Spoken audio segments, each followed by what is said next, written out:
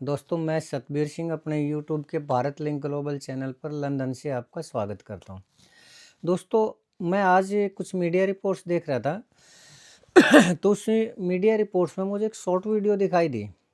उस short video में वो शायद आशी की थी या हिसार की थी। क्यों?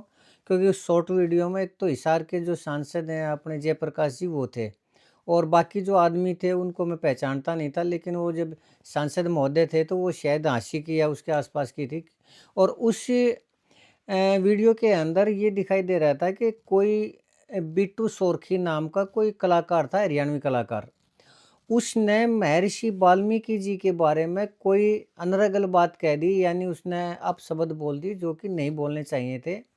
और उस वीडियो के अंदर ये स्पष्ट दिखाई दे रहा था कि उस आदमी से पंचायत में बुला के बिट्टू सोरखी नाम के उस कलाकार को, और उससे ज़बरदस्ती माफ़ी मंगवाई गई, और न सिर्फ माफ़ी मंगवाई गई बल्कि उससे नाक भी रगड़वाई गई। और वो जो नाक रगड़वाने का आदेश है वो सांसद जयप्रकाश जी वो देने लग रहे हैं।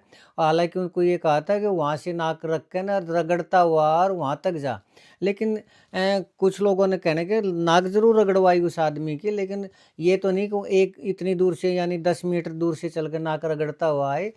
वो लेकिन नाक उसी जरूर रगड़वाई, ये वीडियो में क्लियर दिखाई दे रहा है। तो दोस्तों पहली बात तो ये है कि वो वीडियो मैंने भी सुनी थी कि उसमें छोटी सी क्लिप दे रखी थी कि उस हरियाणवी कलाकार ने कहा क्या। तो महर्षि वाल्मीकि जी के बारे में वो कह रहा था कि महर्षि वाल्मीकि जी शराब पीते थे, और वो अय्याश आदमी भी थे, यानी औरत खोरी का भी इल्जाम लगा रहे थे वो, और ये कह रहे थे कि उनके अंदर हवस थी। तो सबसे पहली बात तो मैं ये बताऊं कि इस तरह की लैंग्वेज करना सरासर गलत है। और वो जो बिट्टू सोरखी नाम का आदमी था, वास्तव में उसके तहत महापुरुषों का जो अपमान होता है उसमें वो आदमी सजा का हकदार है। और भारतीय न्याय संहिता की एक धारा 352 के तहत उस आदमी को 3 साल की सजा बनती ही बनती है कि उसने बगैर सोचे समझे एक महापुरुष के बारे में ये कह दिया। जबकि महर्षि वाल्मीकि जी इतने बड़े वो थे कि उन्होंने रामायण भी लिखी थी उन्होंने, और बहुत विद्वान आदमी थे। हाँ, ये बात ठीक है कि उससे पहले वो पता नहीं किन परिस्थितियों के कारण हत्या किया करते, लूटपाट किया करते, यानी एक डाकू आ करते, लेकिन उसके बाद फिर भी किसी भी हमें उसमें ये दिखाई नहीं दिया कि वो शराब पिया करते या फिर वो हवस के पुजारी थे, औरतों के साथ बलात्कार किया करते, ऐसा कुछ भी नहीं था। तो ये सरासर उनके ऊपर गलत इल्ज़ाम था, और इससे वाल्मीकि समुदाय की जो वो आस्था है वो वास्तव में निश्चित रूप से वो प्रभावित हुई होगी, और इसके लिए जो बिट्टू सोरके वो सज़ा का हकदार है। मैं इस चीज़ का समर्थन करता हूँ, लेकिन सबसे बड़ी बात ये है कि सज़ा दे कौन सकता है? तो दोस्तों हमारे देश के संविधान में ये स्पष्ट रूप से है कि सज़ा देने का काम सिर्फ़ और सिर्फ़ कोर्ट का है। कोर्ट के अलावा कोई भी व्यक्ति, व्यक्तियों का कोई समूह, कोई पंचायत, कोई समुदाय, कोई विभाग या कोई जनप्रतिनिधि या कोई पब्लिक सर्वेंट या कोई खाप पंचायत सज़ा नहीं दे सकती।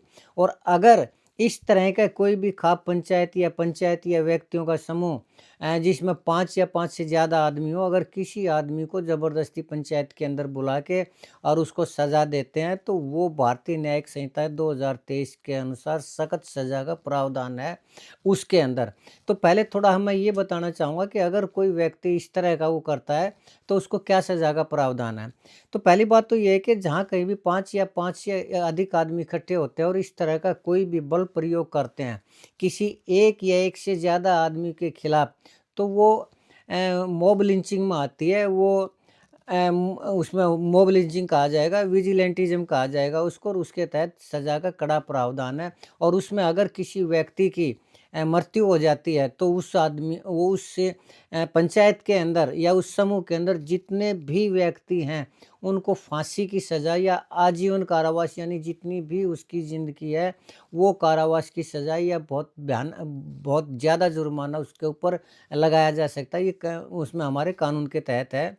और अगर उसमें किसी आदमी की चोट पहुंचती है तो उसमें 10 साल की सज़ा, जिसको कि आजीवन कारावास तक भी बढ़ाया जा सकता है अगर ज़्यादा घातक सज़ा हो या और कुछ वो हो।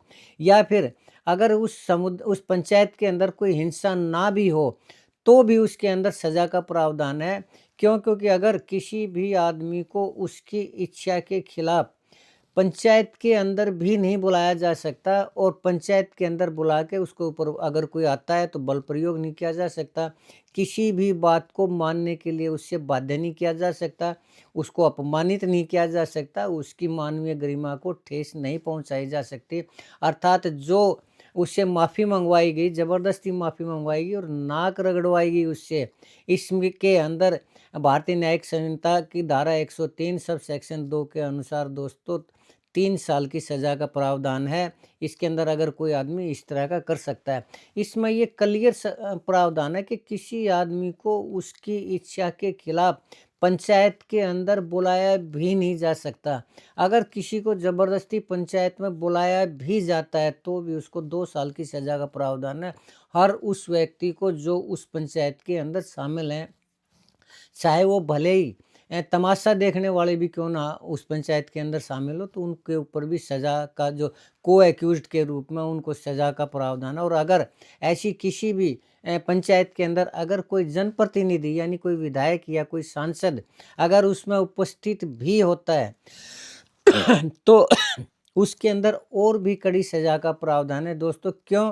क्योंकि इस तरह के जो सांसद हैं या इस तरह के जो विधायक हैं उनसे उम्मीद की जाती है कि कम से कम उनको उनको एक ज़िम्मेदार व्यक्ति माना जाता है, और उस ज़िम्मेदार व्यक्ति की उपस्थिति में भी अगर कोई इस तरह का वो सज़ा होती है या उससे माफ़ी मंगवाई जाती है या नाक रगड़वाई जाती है, तो उस जो सांसद है उसके ऊपर भी सज़ा होती है, और उसके अंदर कम से कम 2 साल की सज़ा तो है ही। और इसके अलावा जनप्रतिनिधि अधिनियम 1951 की धारा 8 के तहत सज़ा पूरी होने के होते ही तुरंत प्रभाव से उसकी सांस दी जाती है, और जब तक सज़ा पूरी नहीं होती उसके बाद 6 साल तक वो आदमी इलेक्शन लड़ने के अयोग्य करार दिया जाता है।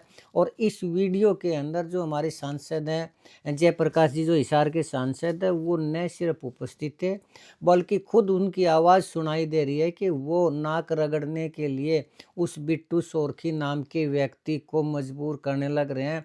और उस वीडियो में ये क्लियर दिखाई दे रहा है कि वो आदमी नाक रगड़ के माफ़ी मांगता है। तो अब इसके अंदर दोस्तों बिट्टू सोरखी के पास ये वो है उपचार है कि वो तुरंत एसएचओ के पास जाए, तुरंत थाने के अंदर एफआईआर दर्ज करवाए, और उस एफआईआर को अगर एसएचओ मना करता है, थाने का जो इंचार्ज है वो मना करता है, तो कोर्ट में जाए, तुरंत प्रभाव से उस जो एसएचओ है वहाँ की उसकी वर्दी उतरेगी और उसको भी सज़ा मिलेगी। क्यों? क्योंकि ये सुप्रीम कोर्ट का सख्त आदेश है कि इस तरह के मामलों में तुरंत एफआईआर दर्ज की जाए, और उसके जो जो उस पंचायत के शामिल हैं उन सभी के खिलाफ एफआईआर दर्ज करके और उनको तुरंत प्रभाव से अरेस्ट किया जाए, तुरंत अरेस्ट किया जाए। ये सुप्रीम कोर्ट के आदेश हैं। और इस तरह की जो पंचायतें हैं पंचायतों के पास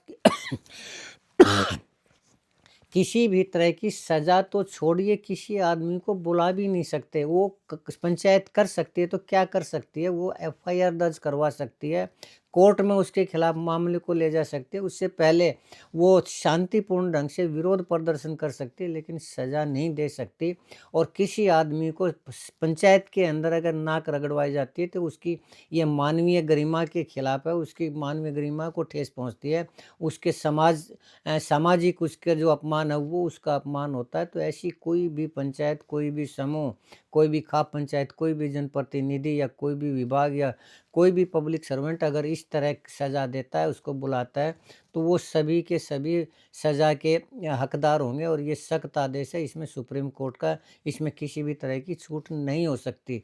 तो दोस्तों मैं मानता हूँ कि बिट्टू सोरखी ने जो भी किया है वो गलत किया है। महर्षि वाल्मीकि जी के बारे में इतने भद्दे शब्दों का इस्तेमाल करना, निश्चित रूप से उनके खिलाफ मुकदमा होना चाहिए, उनके खिलाफ कोर्ट में मामला जाना चाहिए। लेकिन वो सिर्फ एफआईआर दर्ज करवा सकती है पंचायत, और उसमें तो भले ही उनकी 3 साल की सज़ा, लेकिन अपने बेस पर कोई भी पंचायत किसी भी आदमी को सज़ा नहीं दे सकती, माफ़ी नहीं मंगवा सकती, नाक नहीं रगड़वा सकती।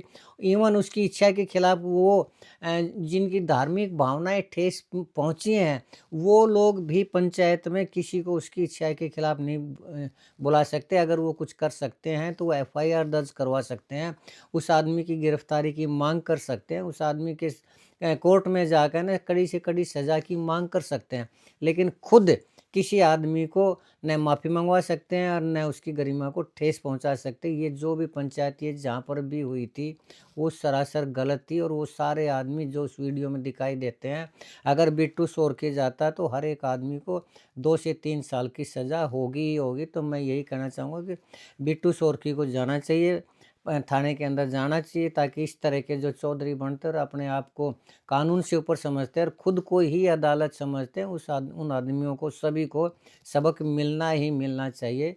तो दोस्तों ये मेरा आज का कहना था, आज के लिए इतना ही। मुझे उम्मीद है कि कि आपको मेरा ये विश्लेषण पसंद आया होगा। अगर आपको लगता है कि मेरी ये वीडियो सही है, मेरा ये विश्लेषण सही है, मेरा ये कहना सही है, तो मैं आपसे गुजारिश करना चाहूँगा, आप मेरे इस वीडियो को लाइक करें, शेयर करें और कमेंट करें दोस्तों।